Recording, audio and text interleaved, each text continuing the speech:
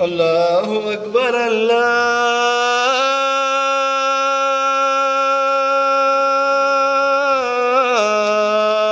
الله أكبر الله أكبر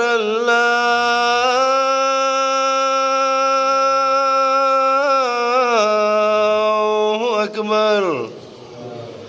أشهد أن لا إله إلا الله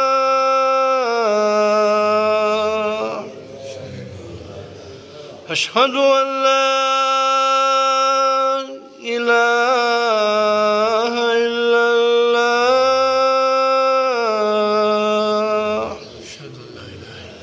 أشهد أن محمدا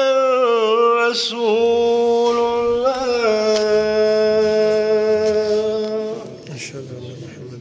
أشهد أن محمدا رسول الله أشهد أن محمدا حي على الصلاة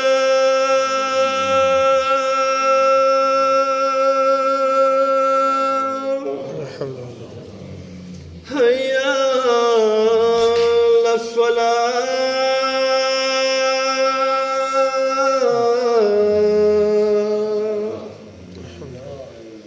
حي على الفلاح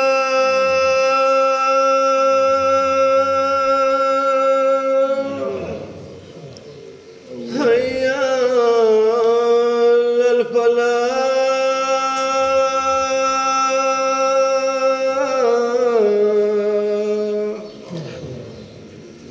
الله أكبر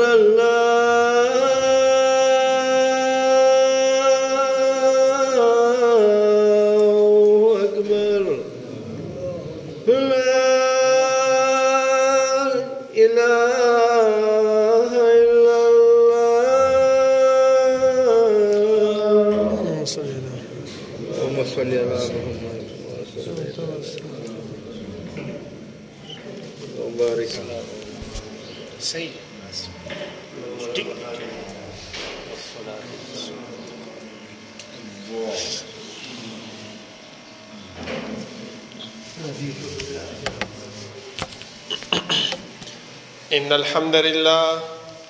الحمد لله نحمده ونستعينه ونستغفره ونعوذ بالله من شرور أنفسنا ومن سيئات أعمالنا من يهده الله فلا مضل له ومن يضلل فلا هادي له وأشهد أن لا إله إلا الله وحده لا شريك له وأشهد أن محمدا عبده ورسوله يا أيها الذين آمنوا اتقوا الله حق تقاته ولا تموتن إلا وأنتم مسلمون يا أيها الناس اتقوا ربكم الذي خلقكم من نفس واحدة وخلق منها زوجها وبث منهما رجالا كثيرا قولوا قولا سديدا يصلح لكم أعمالكم ويغفر لكم ذنوبكم ومن يطع الله ورسوله فقد فاز فوزا عظيما أما بعد فإن خير الحديث كتاب الله وخير الهدي هدي محمد صلى الله عليه وسلم وشر الأمور محدثاتها وكل محدثة بدعة وكل بدعة ضلالة وكل ضلالة في النار. أعوذ بالله من الشيطان الرجيم. بسم الله الرحمن الرحيم. قاف والقرآن المجيد بل عجبوا أن جاءهم منذر منهم فقال الكافرون هذا شيء عجيب أإذا متنا وكنا ترابا ذلك رجع بعيد قد علمنا ما تنقص الأرض منهم وعندنا كتاب حفيظ بل كذبوا بالحق لما جاءهم فهم في أمر مريج أفلم ينظروا إلى السماء فوقهم كيف بنيناها وزيناها وما لها من فروج والأرض مددناها وألقينا فيها رواسي وأنبتنا فيها من كل زوج بهيج تبصرة وذكرى لكل عبد منيب ونزلنا من السماء ماء مباركا فأنبتنا به جنات وحب الحصيد والنخل باسقات لها طلع نضيد رزقا للعباد وأحيينا به بلدة ميتا كذلك الخروج كذبت قبلهم قوم نوح وأصحاب الرس وثمود وعاد وفرعون وإخوان لوط وأصحاب الأيكة وقوم تبع كل كذب الرسل فحق وعيد أفعينا بالخلق الأول بل هم في لبس من خلق جديد ولقد خلقنا الإنسان ونعلم ما توسوس به نفسه ونحن أقرب إليه من حبل الوريد إذ يتلقى المتلقيان عن اليمين وعن الشمال قعيد ما يلفظ من قول إلا لديه رقيب عتيد وجاءت سكرة الموت بالحق ذلك ما كنت منه تحيد ونفخ في الصور ذلك يوم الوعيد وجاءت كل نفس معها سائق وشهيد لقد كنت في غفلة من هذا فكشفنا عنك غطاءك فبصرك اليوم حديد وقال قرينه هذا ما لدي عتيد ألقيا في جهنم كل كفار عنيد مناع للخير معتد مريب الذي جعل مع الله إلها آخر فألقياه في العذاب الشديد قال قرينه ربنا ما أطغيته ولكن كان في ضلال بعيد قال لا تختصموا لدي وقد قدمت إليكم بالوعيد ما يبدل القول لدي وما أنا بظلام للعبيد يوم نقول لجهنم هل امتلأت وتقول هل من مزيد وأزلفت الجنة للمتقين غير بعيد هذا ما توعدون لكل أواب حفيظ من خشي الرحمن بالغيب وجاء بقلب منيب ادخلوها بسلام ذلك يوم الخلود لهم ما يشاءون فيها ولدينا مزيد وكما أهلكنا قبلهم من قرن هم أشد منهم بطشا فنقبوا في البلاد هل من محيص إن في ذلك لذكرى لمن كان له قلب أو ألقى السمع وهو شهيد ولقد خلقنا السماوات والأرض وما بينهما في 6 أيام وما مسنا من لغوب فاصبر على ما يقولون وسبح بحمد ربك قبل طلوع الشمس وقبل الغروب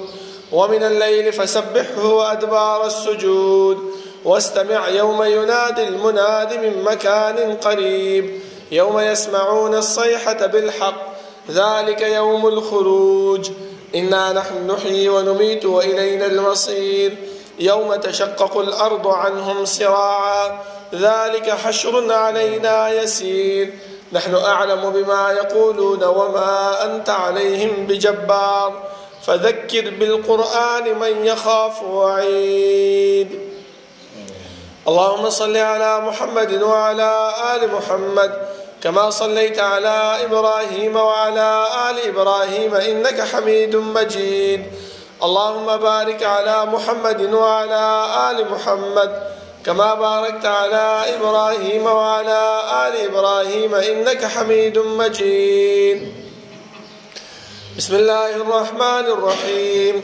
ألف لام ميم ذلك الكتاب لا ريب فيه هدى للمتقين الذين يؤمنون بالغيب ويقيمون الصلاة ومما رزقناهم ينفقون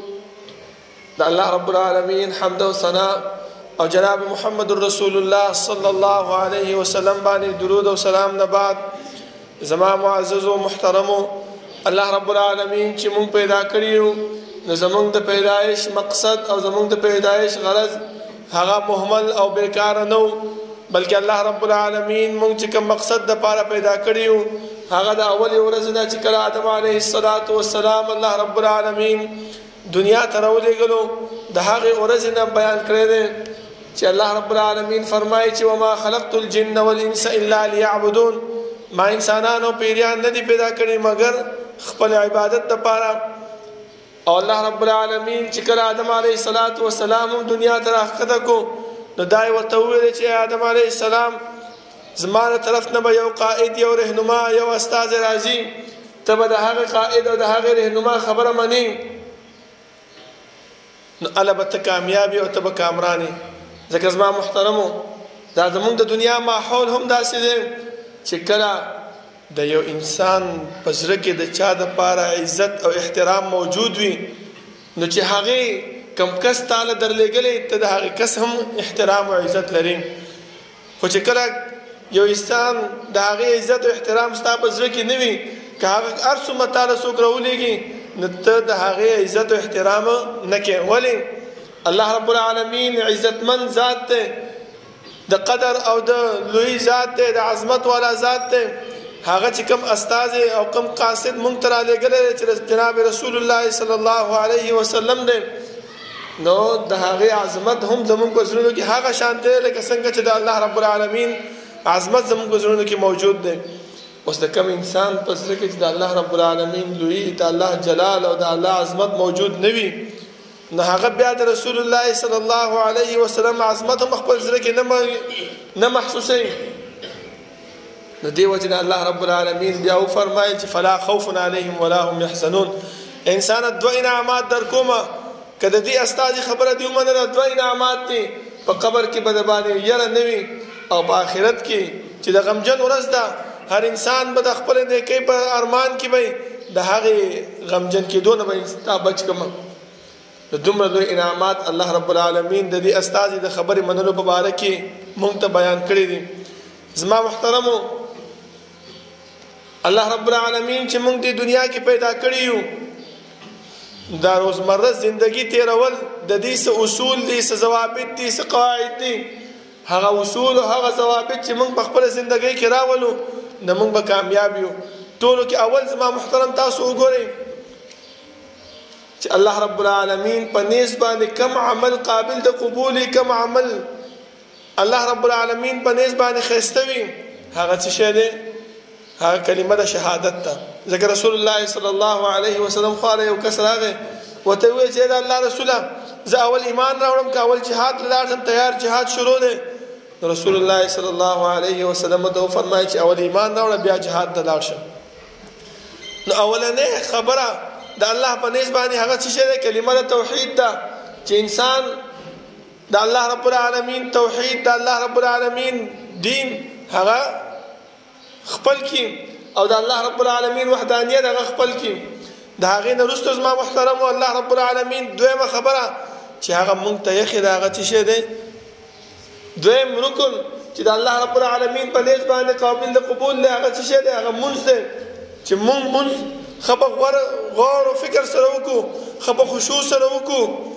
نو الله رب العالمین په نیز باندې به مونږ کامیاب یو ځکه الله رب العالمین د مؤمن صفت دا بیان کړی دی فرمایي چې ذالک الکتاب دا کتاب لا ریب فیه هیڅ قسم شک نشته دی هدى للمتقین دا هدایت دی کامیابی دا د پاره د چا متقیانو اوس د انسان په زړه کې دا خبره راځي چې دا متقی پکې دا څوک دی دا څه ته ویل کېږي الله د دې تشریح کوي یؤمنون بالغیب چې ایمان راوړي په غیب باندې ویقیمون الصلاة او قائمي لمونځ دا وګوره غیب څه شی دی غیب دا دی چې تا په الله رب العالمین باندې ایمان راوړو د الله رب العالمین د پیغمبر تصدیق دی وکړو په ورځ د آخرت باندې د ایمان راوړو بیا به دې خبرې ته به توجه نه ورکوي چې یاره دا پیغمبر دا حکم کړی دی یاره زما زړه نه مني یاره زه دا ډېر سخت دی دا نشم تسلیمولی یاره دا داسې دی یا هغسې دی دا نشم کولی نه الله فرمایي که خپل ځان کې تقوا پیدا کړي او هغه صفات چې د متقي دي هغه څه شی دی یؤمنون بالغیب په غیب باندې به ایمان راوړي لکه څنګه الله فرمایي چې قبر کې انسان کېنوستی شي نکیر و منکر راشي د هغې نه تپوسونه کوي انسان په زړه کې راځي یاره دا خو دومره تنګ ځای دی دلته مونږ چې دی نو ورکوټه شان ځای جوړ کړی دی د پاسه کاڼې پرې کېښوستل منونو خاوره هم پرې واړوه دلته به څنګه دا انسان راکېنولی شي او راپاسولی به شي بس الله ویلی دی مونږ یې منو زما محترمو دې ته یؤمنون بالغیب ویلی کېږي الله فرمایي چې د جنت دومره کلاوالی دی دومره فراخوالی د اسمانونو د ځمکې اسمان او ځمکه چې یو ځای کې دا خو ډېر کلاوالی راځي دا الله رب العالمین په کوم ځای کې ځای کړی دی مونږ ته پته نشته دی بس الله ویلی دی مونږ یې منو دې ته څه ویلی کېږي زما محترمو یؤمنون بالغیب په غیب باندې ایمان ویلی کېږي چې الله پیغمبر څنګه خبره کړې ده هغه شانتې مونږ منو ویقیمون الصلاة او دویم صفت چې هغه مونځ قایموي د مونځ په باره کې زما محترمو تاسو وګورئ ټولو کې اولنی فضیلت د مونځ به زه تاسو ته بیان کړم چې رسول الله صلی الله علیه وسلم په مانځه باندې ولاړ و پانډۍ مبارکې وپړسېدې ډېر د ودرېدو نه صحابو تپوس وکړه چې ای د الله رسوله ته ولې دومره چې کوم دی ځان ستړی کوې تا د خو الله رب العالمین احسان در باندې کړی انعام یې در باندې کړی دی مخکیني رستوني ټول ګناهونه یې درته معاف کړي دي پیغمبر دا ونه ویل چې هغه ما باندې خو دومره انعامات شوی سره ځان ستړی کوم نه بلکې څه وفرمایل افلا اکون عبدا شکورا ایا زه د الله رب العالمین شکر گزار بنده نشم نو دې خبرې باندې دا یاد وساتئ چې دا مونځ دا د الله رب العالمین د انعاماتو د الله رب العالمین د احساناتو د الله رب العالمین د مهربانیانو هغې شکریه ده چې موږ د الله شکریه ادا کړو چې الله تا ما ته عقیده توحید را نصیب کړې ده ای الله تا په دنیا کې دومره ژوند راکړو ای الله تا ما ته د نیکۍ کولو توفیق راکړو دا ستا شکریه زه ادا کوم چې ستا عبادت زه کوم دا د الله رب العالمین شکریه ده ځکه دنیا کې موږ باندې څوک احسان وکړي څوک ښېګړه را سره وکړي نه موږ څه کوو هغه کنځو هغې ته بد رد وایو هېڅ کله نه بلکې هغې ته ښه القاب ورکوو او ښه د هغې شکریه ادا کوو زما محترمو تر دې پورې که موږ نه څه کېږي هغه شان د نیکي هم هغه سره وکړو خو الله رب العالمین خپله شکریه څه غواړي هغه دا وایي چې تاسو څه وکئ زما عبادت وکئ اوس دا عبادت به څنګه کوو الله رب العالمین بیا هم فرمایي چې وګوره ته چې عبادت کوې نو څنګه به کوې قد افلح المؤمنون کامیاب دي مؤمنان څوک دي مؤمنان الذين هم في صلاتهم خاشعون چې په خپل منځ کې څه کوي خشوع کوي خشوع څه ته وایي علما فرمایي چې انسان په خپل ذهن کې دا خبره راولي چې زه کوم ذات ته ولاړ یم هغه ذات داسې ذات دی چې زه یې پیدا کړی ماله نعمتونه راکوي ما باندې احسانات کړي دي زه د خپل کور ته راوستم د خپل عبادت دپاره داسې ذات دی دا کارونه یې کړي داسې ذات دی دا کارونه یې کړي د هغې هغه عظمت د هغې هغه لویوالی خپل ذهن کې کښېنئ نو بیا دا انسان هېڅ کله چې کوم دی نو د هغې سوچ او بچار بل طرف ته نه ځي بلکې د الله رب العالمین طرف ته د هغه سوچ راځي په مونځ کې د هغې خشوع خضوع پیدا کېږي او که چېرته موږ د الله رب العالمین عظمت او د الله رب العالمین لویوالی په خپل زړه کې کېننولو نو بیا زما محترمو دا مونځ هسې یو عبث دی لکه رسول الله صلی الله علیه وسلم فرمایي چې د منافق صفت څه دی منافق صفت دا دی چې مونځ لیټ کوي او چې وګوري چې جماعت کې مونځ ختم شو بیا راشي او 2-3 ټونګې ووایي او په لاړ شي الله هم فرمایي چې د مؤمن صفت څه شي د منافق صفت څه شی دی واذا قاموا الى الصلاه قاموا كسالى مانځه ته خو درېږي خو چې ودرېږي بس ځان خلاصوي چې کله به دې نه وځم څنګه به ځم څه چل به کوم یراؤون الناس ولا یذکرون الله الا قلیلا خلکو د ځان ښیي او مونځ د الله عبادت په هغې کې نه کوي زما محترمو اوس دغه مونځ موږ به څنګه کوو دې دپاره الله رب العالمین موږ ته پیغمبر صلی الله علیه وسلم را لېږلی دی دا خو لوی عظمت شو چې الله رب العالمین دویمه ستنه د دین اسلام دپاره هغه څه وګرځول مونځ یې وګرځولو دویم عظمت چې الله رب العالمین شکریه په دې باندې ادا کېږي چې الله زه ستا شکریه ادا کوم په دې باندې دریم چې په انسان باندې کله تکلیف راشي مصیبت راشي درد راشي د هغې د نجات او د هغې د خلاصولو دپاره صحابه کرام به منزل راته د الله رب العالمین بندګي به یې کوله اوس دغه منځونه کې زما محترمو زمونږ ډېر مولیان داسې دي چې هسې ځان خلاصوي دا عوام دوکه کوي او نن سبا خو د سوشل میډیا زمانه ده هر سړی دې خبرې ته ځان را مخې ته کړي چې زه څه وکړم مشهور شم زه شهرت حاصل کړم ما ته خلک وایي چې او دا ډېر ښه مفتي صاحب دی منځ کې ده الله او د الله د رسول صلی الله علیه وسلم خلاف خبره کوي او ځان مشهوروي زما محترمو د داسې علماو د داسې مفتیانو زما محترمو ځان وساتئ ځکه یو آیات نه پیش کوي یو حدیث د رسول الله نه پیش کوي نو څنګه موږ د داسې خلکو خبرې ومنو زما محترم او داسې خلک خپل د دین رهبران او د دین قاصدان وګڼو هیڅ کله داسې نشي کېدلی زما محترم پکار دا دی چې موږ هغه خلکو طرف ته توجه وکړو چې موږ ته مسائل بیانوي او مسائلو سره سره د الله او د الله د رسول صلی الله علیه وسلم د قرآن او د حدیث نه دلایل هم راکوي هغه خبره موږ ته منل پکار دي زما محترم ځکه د مونځ ته به راشو مونځ داسې یو شی دی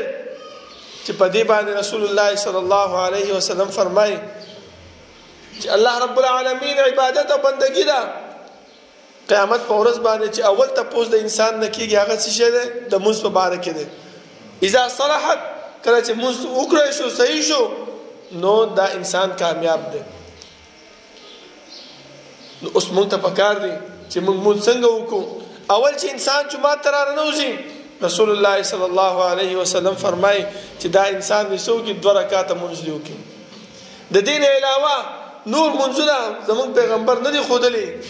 چې مونږ لګیا یو مونځونه کوو صرف یو ځای داسې دی چې په هغې کې مونږ ته زموږ پیغمبر حکم کړی چې تاسو کوئ څونه رکعات چې الله رب العالمین ستاسو نصیب کې لیکلی هغه تاسو کولی شئ هغه کم یو وخت دی هغه دا د جمعې ورځ ده چې کله نور راوخیږي او د هغې د راختو نه بعد د امام د منبر ختو پورې چې انسان جمعات ته راشي او هغه 2 رکعاته تحیت المسجد وکړي او د هغې نه بعد الله رب العالمین د دې په قسمت کې د دې په نصیب کې چې 100 رکعاته مونځ لیکلی وي هغه عمره رکعاته ده کې 2 لیکلي 4 لیکلي 6 لیکلي 8 10 12 د هغې تعداد معلوم نه دی پیغمبر وایي چې څونه کولی شي هغه وکړه خو د دې نه ما سوا چې یو انسان جمعات ته راځي 2 رکعاته د تحیت المسجد نه علاوه نور مونځ چې کوي سعید ابن مسیب رحمه الله جمعات کې ناست یو کس راغی تحیت المسجد چې وکړو نور مونځونه یې شروع کړل کولې چې هغه ختم کړ اواز یې ورته وکړ چې دې خوا راشه چې ورغی ورته وویل چې الله رب العالمین تعالی به عذاب درکوي هغه ورته وویل چې دا څنګه کېدی شي زه خو د الله عبادت کوم بندګي کوم څه شی کوم چې الله مالا په دې باندې عذاب راکړي دا خو عبادت دی مونځ کوم هغه ورته وویل چې الله رب العالمین تعالی په مانځه باندې عذاب نه درکوي بلکې تعالی د رسول الله صلی الله علیه وسلم په خلاف عمل باندې تعالی الله عذاب درکوي پیغمبر دلته حکم نه دی کړی چې نور مونځونه وکړه ته چې کې تعالی الله په دې باندې عذاب درکوي وګورئ زما محترمو مونځ کول دی خو د پیغمبر په طریقه نه دی ځان ته مونږ ستړی یم کوو هېڅ خبره نشته اجر او ثواب مونږ ته نه میلاویږي او زمونږ زړه په دې مطمئن دی چې ما مونځونه وکړل دا ولې دا صرف هغه وجه ده چې شیطان مونږ الله رب العالمین سره وعده کړې وه چې ثم لآتینهم من بین ایدیهم ومن خلفهم وعن ایمانهم وعن شمائلهم د ښي طرف نه هم راځم د ګس طرف نه مخکې نه وروستو نه ښکته بره هر طرف نه به وله راځم او دا به ګمراه کوم او بل وعده یې ورسره کړې وه چې لأزینن لهم فی الارض ولأغوینهم اجمعین دغه عبادت به ورله زه ښایسته کوم دا انسان په زړه کې راشي چې مړه څه بد کار خو نه کومه که نه خو د الله عبادت کوم جومات ته راغلی مونځ کوم د مونځ نه ښه شی بل شته خو په دغه مونځ باندې الله تعالی اجر او ثواب نه درکوي دا د شیطان هغه وسوسه ده زما محترمو چې مونږ یې پکې مبتلا کړي یو بیا چې راشي زما محترمو مونځ جمع ودرېږي د جمع ودرېدو سره مونږ چې الله اکبر وکړو په دې کې مونږ ته رسول الله صلی الله علیه وسلم ډېر دعاګانې ښودلې دي یو دا مشهوره دعا ده چې سبحانک اللهم وبحمدک یو دا دعا ده چې اللهم باعد بیني وبینه ځکه حدیث کې راځي رسول الله صلی الله علیه وسلم د یو صحابي راغی او ورته وفرمایل چې زما مور او پلار قربان شه په تا باندې پیغمبره ته چې کله تکبیر وکړي او د قرائت د دې په منځ کې ته څه وایې هغه وایي چې اللهم باعد بیني وبین خطایایا دا دعا زه وایم او ډېره مشهوره دعا ده او ډېره ښایسته دعا ده زما محترم تاسو وګورئ فرمایي چې اللهم باعد ای الله لرېوالی راوله بیني وبین خطایایا زما او زما د ګناهونو په منځ کې کما باعدت بین المشرق والمغرب لکه څنګه چې د مشرق او د مغرب په منځ کې لرېوالی راوستی اللهم نقني من الخطایا ای الله زما ګناهونه پاک کړي کما ينقى الثوب الابيض من الدنس لکه څنګه چې سپینه کپړه د خیرو نه پاکې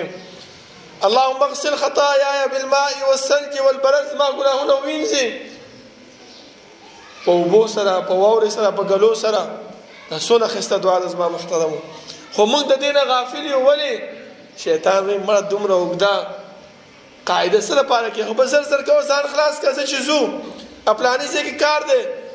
پلاني ځای کې دا مسله ده، داسې دی هغسې دی. شیطان موږ د دې نیکو نه واړی زما محترمو. بیا چې دی نو د هغې نه بعد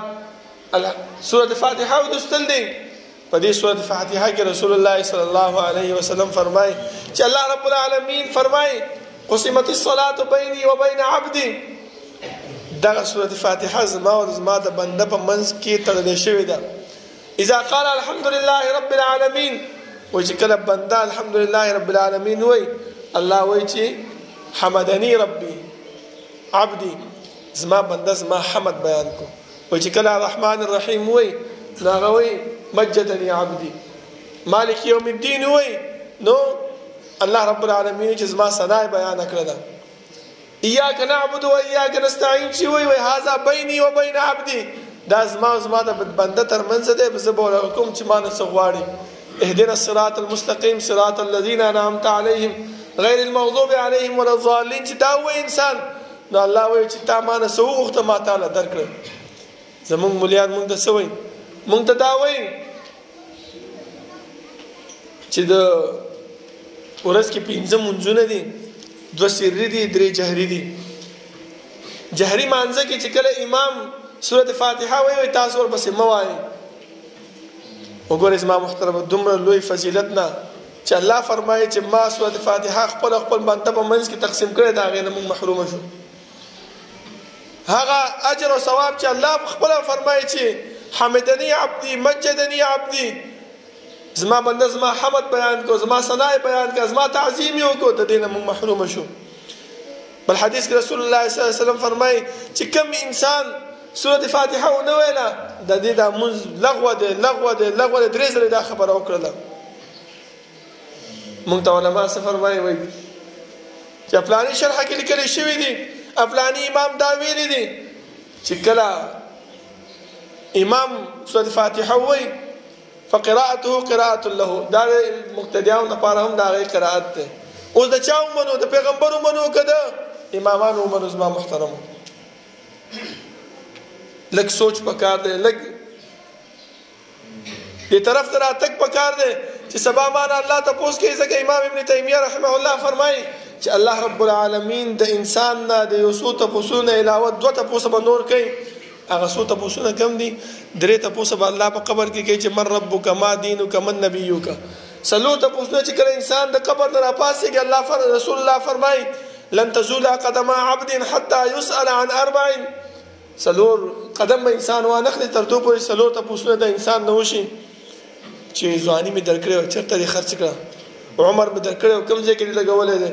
مال مې درکړی څنګه دې ګټلی کوم ځای کې دې خرچ کړی. دا 4 تپوسونه به د انسان نه کېږي. او امام ابن تیمیه رحمه الله فرمایي چې 2 تپوسونه به نور کېږي چې ماذا کنتم تعبدون، په دنیا کې د چا عبادت کولو. انسان نه تکلیف در باندې راغی، مصیبت در باندې راغی، سختی در باندې رااله، چاله بتلی پیر بابا لا دمګرو لا نجومیانو لا پاړوګرو لا چاله بتلی کزما درته براتلی او ما نه سوال کو. دویم تپوس ماذا عجبتم المرسلین، ما چې کوم استاد کوم قائد در لګلو د هغې څونه خبره دې منلې وه. هلته به دا وایي چې الله ما ته خو دنیا کې علماو فرمایل چې یاره امام قرائت هغه د مقتدیانو قرائت هم کېږي او پیغمبر راته ویلی چې سورة فاتحه ونه وی د هغې نه ما سوا مونځ نه کېږي. ما خو پیغمبر پرېښو، ما د امامانو خبره منلې وه، ما د مفتي صاحب خبره منلې وه، ما د ملا خبره منلې وه.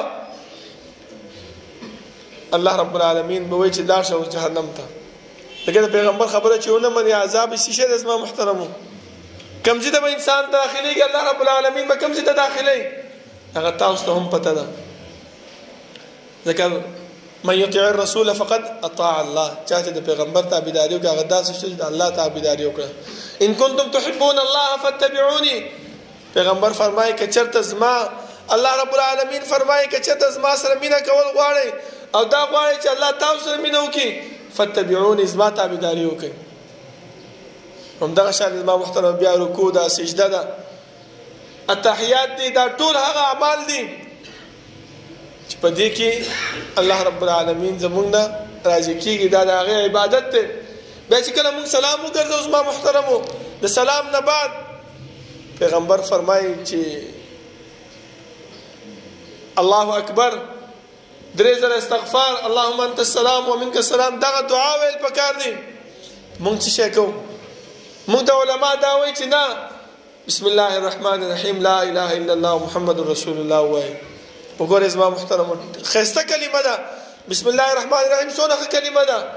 لا اله الا الله محمد رسول الله څونه ښه کلمه ده تاسو ما مخکې د سعید بن مسیب رحمه الله هغه قول بیان کو چې هغه فرمایي چې د منځ په باره کې الله تعالی عذاب نه درکوي بلکې خلاف د سنت په باره کې تعالی الله څه کوي عذاب درکوي دغه ځکه موږ د پیغمبر دا نه دی ویلي چې بسم الله وایه لا اله الا الله وایه که انسان وایي الله عذاب ثواب نه ورکوي بلکې الټا ګناهګاریږي او عذاب ولا ورکوي بیا وګورئ زما محترم بیا موږ سنت ته پاسېږو موږ ته علماو د دې سنتو دومره فضیلت بیان کړی دی ټیک ده د سنتو فضیلت شته خو چې کوم اذکار دلته پیغمبر مونږ ته بیان کړی دي د هغې فضیلت هم تاسو واورئ معاذ بن جبل رضی الله عنه ته رسول الله صلی الله علیه وسلم فرمایي چې یا معاذ انی احبک اے معاذ زه تا سره مینه کوم 3 ځله دا خبره وکړه بیا ورته ووایي چې معاذ رضی الله عنه تپوس وکړه چې دا الله رسول زم تا سره مینه کوم رسول الله صلی الله علیه وسلم ته فرمایي چې فلا تدعنا دبور كل صلاة هر یو فرض مانځنه وروسته دغه دعا مه پرېږده چې اللهم اعني على ذکرک وشکرک وحسن عبادتک دغه دعا مه پرېږده وګورئ زما محترمو موږ ته علما فرمایي چې سنت وکړه څونه لوی دعا چې په هغې باندې موږ سره پیغمبر مینه کوي محبت کوي هغه موږ پرېښوسته ده د پیغمبر د مینې نه او سنتو ته سنت به وکړو سنت چېرته ځي نه خو دغه همدغه شان دی رسول الله صلی الله علیه وسلم فرمایي چې انسان د مازدیګر د سحر مانځه او د ماښام مانځه نه بعد د سورة حشر آخري 3 آیاتونه ووایي الله رب العالمین ډېر اجر او ثواب ورله ورکوي همدغه شان دی اذکار ووایي سبحان الله الحمدلله الله اکبر 33 کاته یو ځل لا اله الا الله وحده لا شریک له له الملک وله الحمد دا ووایي رسول الله صلی الله علیه وسلم فرمایي چې الله رب العالمین د داسې انسان ګناهونه معاف کوي و ان کان مثل زبد البحر اگر که سمندر ته زګ عمر ولې نه دا ټول داسې اعمال دي زما محترمو چې په دې باندې مونږ کامیابېږو زمونږ نه اعمال زیاتېږي خو مونږ ته علما څه وایي نه دا ټول هر څه پرېږدوه تاسو ګورئ که نه د جوماتونو کې بس دعا وکړي او دعا په سمدستي راپاڅېږي دا ټول نیکیانو نه هغه څه دي محرومه شو همدغه شان پیغمبر فرمایي چې آیت کرسی کوم انسان وایي دا الله رب العالمین داسې انسان د جنت ته داخلېدو دپاره صرف په دې په منځ کې څه شی دی یو مرګ حایل دی چې کله دا انسان مړ شي الله رب العالمین ډایرکټ داسې کوي جنت ته یې داخلوي نو ګورئ دومره نیکو اعمالو نه موږ محرومه یو زما محترمو موږ ته دا څوک بیانوي نه پکار دا دی زما محترمو چې د دې منځ عظمت او د دې منځ مقام په خپل زړه کې کېنو چې دا د الله رب العالمین شکریه ده دا د الله رب العالمین بندګي ده دې دپاره الله رب العالمین موږ دې دنیا ته رالیږلي یو دې دپاره الله رب العالمین دا دومره کائنات پیدا کړی دی او دا دومره کائنات چلی زما محترمو او که چېرته موږ دې مانځه کې سستي وکړو د دې منځ خیال ونه ساتو نو کامیابی زمون مقدر نه ګرځيږي کامیابی زمون طرف ته نه راځي اگر که موږ هر څومره کلمه ووایو خو بیا هم دا ذهن د انسان راولي چې رسول الله صلی الله علیه وسلم فرمایي چې کوم انسان کلمه د شهادت ووایي نو الله رب العالمین جهنم ته نه اچوي جهنم ته همیش لپاره دا انسان نه ځي بلکې چې کوم ګناهونه کوم خطاګانې کوم غلط کارونه یې کړي د هغې سزا به څه کوي تاسو وګورئ مونږ د دې دنیا اور ته لاس نیولی شي او 5 منټه نشو نیولی رسول الله صلی الله علیه وسلم فرمایي چې د جهنم اور د دنیا د اور نه 80 چند زیات دی وایي چې دې اور ته مونږ 5 منټه لاس نشو نیولی هغه اور ته مونږ څنګه ځان دغه کو دا انسان دې په زړه کې دا نه راولي چې یاره مړه بس اسیم جنت ته به زما خو دی لږ شانتې ګناهونه مې کړي د هغې سزا خو به وسکم خو هغه سزا سکل ګران ده زما محترمو دې سزا د انسان نشي ټینګېدلی دا خبره د ذهن نه وباسو او د الله رب العالمین چې کوم استاد کوم قائد را لګله دا هغه خبره ومنو ځکه الله فرمای چې نبئ عبادي اني انا الغفور الرحيم زه مهربان يم. خدا دویمه کلمه دا موږ د چام نه بیان کړی چې الله فرمایي چې وان عذابي هو العذاب الالم. دا یاد وساتئ چې څنګه مهربان يم خو دغه شان د زما گرفتم سخت دی چې کله زه یو انسان رانیسم نو بیا به ډېر سخت باندې رانیسم. الله رب العالمین نه دعا ده چې الله رب العالمین د عمل کولو توفیق راکړي او الله رب العالمین موږ په هغه لار باندې روان کړي چې په کوم باندې موږ ته رسول الله صلی الله علیه وسلم را لېږلی. اقول قولي هذا واستغفر الله لي ولكم ولسائر المسلمين.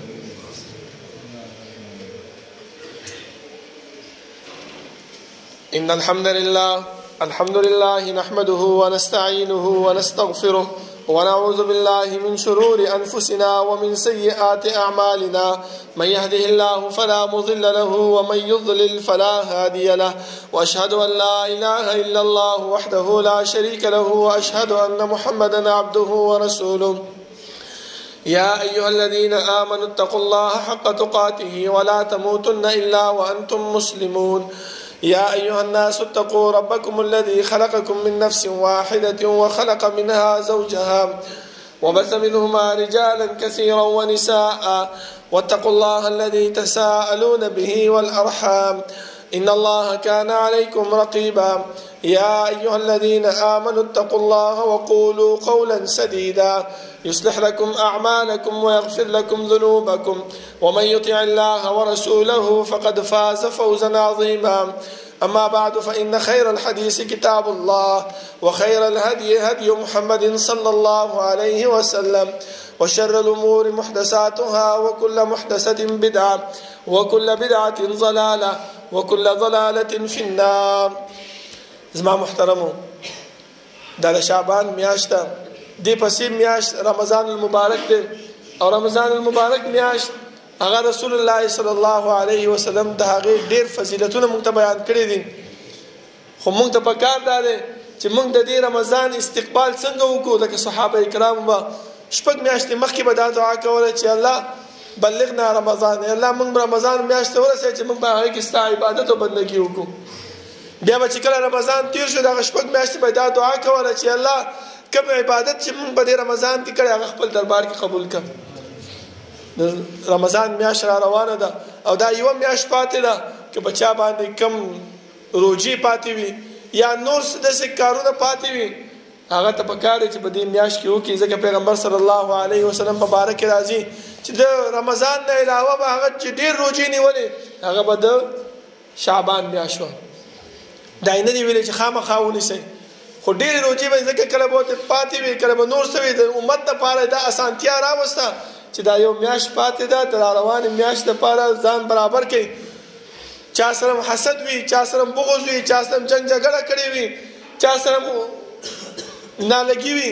دا ټول خپل منځ نه ختم کړئ ځکه چې رمضان مبارک میاشت را روانه ده. یو حدیث بیانوم بیا بس کوم ما محترمو. رسول الله صلی الله علیه وسلم د صحابو نه تفوس وکړو من المفلس فیکم.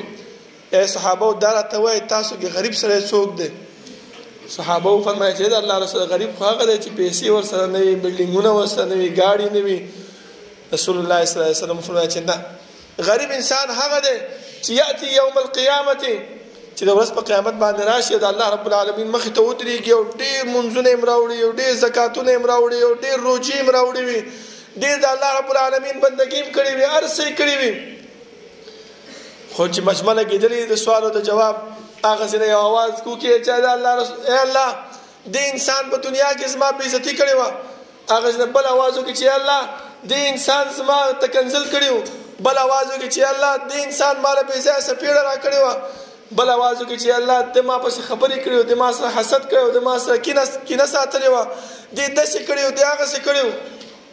الله رب العالمین ملایکو ته ووایي چې د دې دا کومه نیکي چې دا د یو یو له ورکوئ. ستاسو څه خیال دی چې یو غټ لین لګېدلی وي او دا زمونږ ټولې نیکیانې هغه لین والا واخلي، زما د شپېتو کالو د اویاو کالو هغه خواري، هغه بندګي، هغه محنت، هغه ټول لاړو ضایع شو.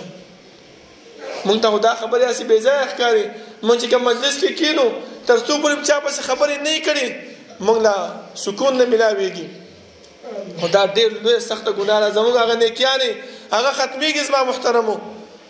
ښه بیا په ملایک تپوس کوي چې الله د چې کوم نیکیانې راوړي هغه ختمې شي، اوس څه وکړو؟ الله به وایي چې دا کوم کسان پارې د دې دا بدي راوالې د دې په دې نامه اعمال کې واچوئ. بیا به الله حکم وکړي چې پړ مخې جهنم ته راکاږئ. مونږ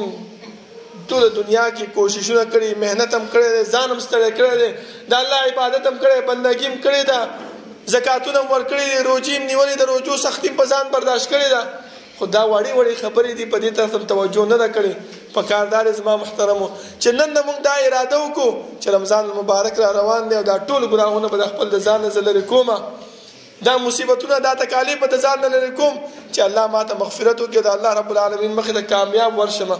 ربنا لا تزغ قلوبنا بعد إذ هديتنا وهب لنا من لدنك رحمة إنك أنت الوهاب. ربنا اغفر لنا ولإخواننا الذين سبقونا بالإيمان ولا تجعل في قلوبنا غلا للذين آمنوا ربنا إنك رؤوف رحيم. ربنا لا تؤاخذنا إن نسينا واخطأنا ربنا ولا تحمل علينا إصرا كما حملته على الذين من قبلنا ربنا ولا تحملنا ما لا طاقة لنا به واعف عنا واغفر لنا وارحمنا أنت مولانا فانصرنا على القوم الكافرين. صفونا برابر كنيستين.